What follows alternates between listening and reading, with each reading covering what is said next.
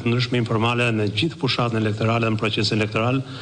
përfshirë në stafet elektorale, ditën e zgjedhjeve, në finansimin elektoral e tjerë. Po ashtu ne kemi ndjekur votën e diasporës, e cila duket sikur kemi bërë me dy procese votimi paralel në Republikën e Shqipërisë, një brenda territorit dhe një jashtë territorit, me gjitha problematika që kanë shoqëruar ato dhe për cilat ne do kemi edhe material detajuar më vonë, që lidhet me çështjet e financimit, çështjen e fushatës, takimeve, deklarimeve, sistemit patronazhizmit brenda dhe jashtë vendit, ndikimin diasporë dhe elemente të tjerë që lidhen me votën e diasporës. Në lidhje me problematikat e tjera, ju keni parë, ne kemi parë disa incidente, të cilat ne i konsiderojmë të evitueshme, por deri diku tregues të një lloj tensionit të madh politik që ne patëm ditën e zgjedhjeve. Personalisht e quaj një shans të humbur të Shqipërisë që 35 vite në tranzicion të mos arrijë të krijojë standarde normale të zgjedhjeve të një vendi demokratik që supozohet të shkojë drejt Bashkimit Evropian.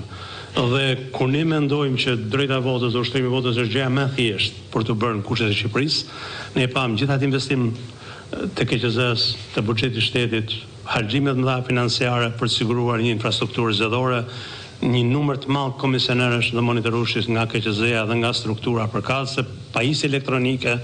reklam, sensibilizim, gjithçka tjetër, dhe nga ana tjetër pam një sistem nga partive politike i cili deri diku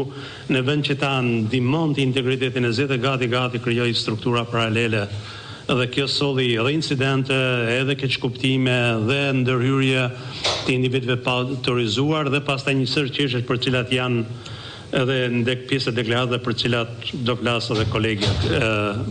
Skendaj më në mënyrë detajuar. Këto janë konsideratat e përgjithshme, por në termat, fjalia përmblyese ime është në termat përgjithshme është një ditë e parë për Shqipërinë. Në zgjedhjet e djeshme ishte një ditë e parë për Shqipërinë, kur praktikisht